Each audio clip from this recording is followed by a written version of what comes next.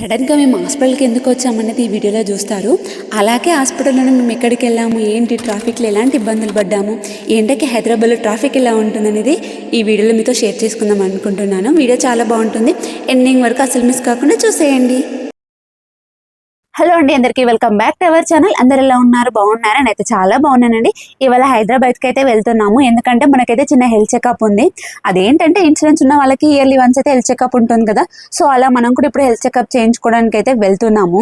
ఏం తిన్న ముందుకే బ్లడ్ టెస్ట్ చేస్తారు కాబట్టి మనకు 8 to 9 మధ్యలో అయితే చెకప్ అంటే టైమింగ్, ఆ టైంలో మనం చెకప్ చేయించుకోవాలని అయితే మనకు ఇన్సూరెన్స్ నుంచి ఒక మెసేజ్ అయితే వచ్చేసింది. సో మేము మార్నింగ్ అయితే 6కి స్టార్ట్ అయ్యాము ఇంటి దగ్గర నుంచి. ఇంకా జేబీఎస్ బస్ స్టాండ్కి వచ్చే వరకు అయితే ఎక్కడనే 8 అయిపోయింది. హాఫ్ అన్ అవర్లో ఇంకా హాస్పిటల్ దగ్గరికి అయితే వెళ్ళిపోయాము. వెళ్ళగానే ఒక 15 మినిట్స్లో టెస్ట్లు కూడా అన్ని ఇచ్చేసినాము. ఇన్సూరెన్స్ వాళ్ళకి ఏంటంటే మనము రిపోర్ట్స్ వచ్చే వరకు అక్కడ ఉండాల్సిన అవసరం లేదు. బ్లడ్ ఇచ్చేసి అంటే ఏమేమి టెస్టులు చేయించుకుంటారో అవన్నీ మనం జస్ట్ అక్కడ ఉండేసిన తర్వాత ఆ లిస్ట్ అనేది మనకు వాట్సాప్లో సెండ్ చేస్తారు. ఇంకా అందుకని ఇంకా 15 మినిట్స్లో అయిపోయింది కదా. 9:15 వరకు అలా హెల్త్ చెకప్ మొత్తం అయిపోయింది. ఇంకా మళ్ళీ తర్వాత కార్ బుక్ చేసుకున్నాం. కార్ బుక్ చేసుకుని అయితే చార్మినార్ దగ్గరికి వెళ్తున్నాము. మేమున్న దగ్గర నుండి అంటే మేము పెట్టుకున్న హాస్పిటల్ నుండి 15 కిలోమీటర్స్ ఉంది. సరే ఒకసారి విజిట్ చేసాం, టైం కూడా ఉంది కదా, ఇంత తొందరగా ఎందుకు వెళ్ళడం, ఒకసారి వస్తే ఉన్నంత ఒకసారి వెళ్తే బాగుంటుంది కదా అని చెప్పి వెళ్తున్నాము. ఇదే అంటే చార్మినార్ అయితే ఫస్ట్ టైం బాగా అనిపించింది.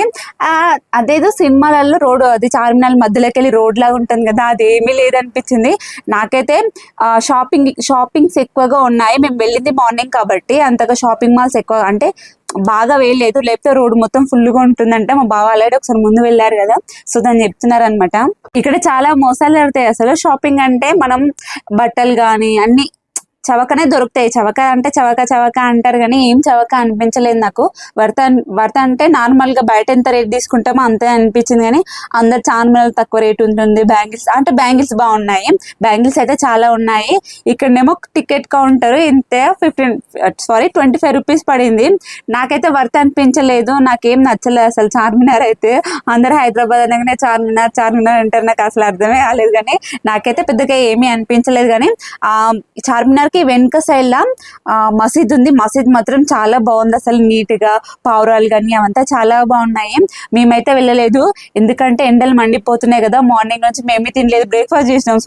రోడ్ సైడ్ ఉంటే అక్కడ బ్రేక్ఫాస్ట్ చేసినాం. హైదరాబాద్ లో మార్నింగ్ బ్రేక్ఫాస్ట్ దొరకడం అన్నా, హోటల్స్ ఓపెన్ ఉండడం అన్నా చాలా కష్టం అసలు.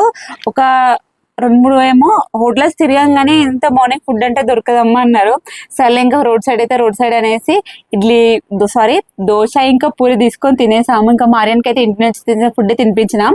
ఈ చార్మినార్లో స్టెప్స్ ఉన్నాయి, ఒక్కొక్కటి ఎంత పెద్ద ఉన్నాయో.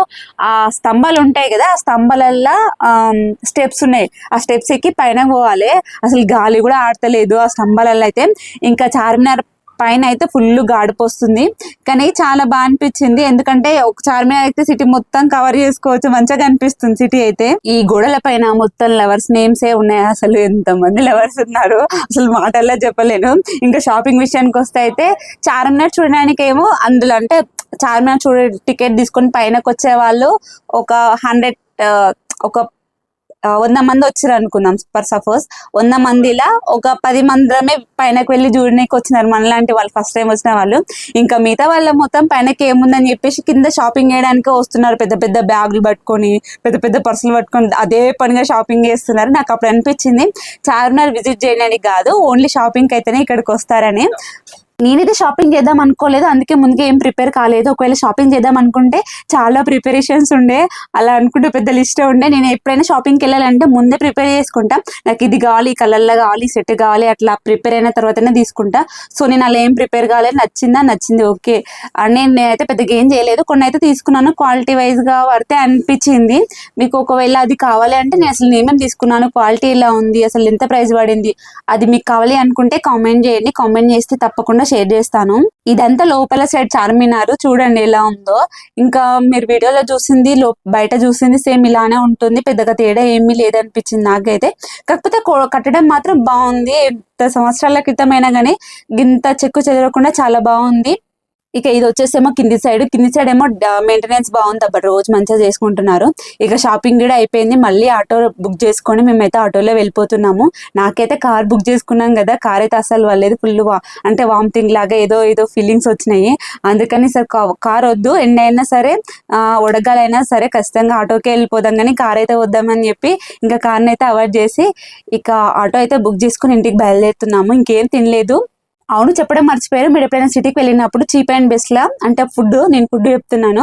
చీప్ అండ్ బెస్ట్లా మన జేబిఎస్ బస్ స్టాండ్ ఉంది కదా, అందులోనే ఆ బస్ స్టాండ్లోనే ఒక ఫుడ్ది, నేను పేరు నాకంత గుర్తులేదు, కానీ అక్కడ 100 రూపీస్కి అన్లిమిటెడ్ ఫుడ్, అంటే నువ్వు ఎంత తినాలనుకుంటే అంత తినొచ్చు. నిజంగా ఫుడ్ క్వాలిటీ కానీ ఫుడ్ టేస్ట్ కానీ చాలా బాగుంది, మన ఇంట్లో చేసుకున్నట్టే ఉంది. నేను అంత క్వాలిటీ ఫుడ్ అయితే నేను ఎప్పుడు తినలేదు, నాకు బాగా అనిపించింది, ఇంట్లో తిన్నట్టే అనిపించింది. ఫుల్గా తినేసాము, అసలు నాకైతే ఫుల్ ఆకలి, ఏంటో అలా ఫీలింగ్ వచ్చేసింది. ఇక మేము ఫుడ్ తిని బయటకు రాగానే బస్సు ఉంది, బస్ అయితే రెడీగా ఉండే.